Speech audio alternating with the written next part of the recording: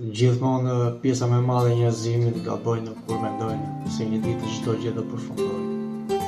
Ata besojnë se do ja dalin, të punojnë fort dhe atëherë do arrijnë në ditën që do mund të pushojnë. Ose mendojnë që një ditë persona që më njohin nuk do vërtetësohen dhe do për disa gjëra dhe nuk do ankohen më tej.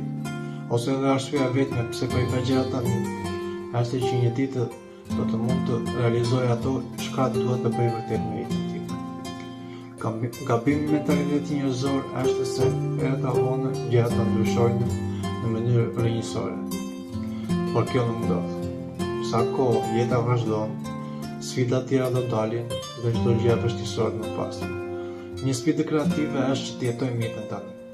Të jetojmë plot dashuri, të falim dashuri dhe lumturi në momentin aktual dhe njëkohësisht të ofrojmë edhe aftësitë tona unike në çdo gjë që ndodh me jetën.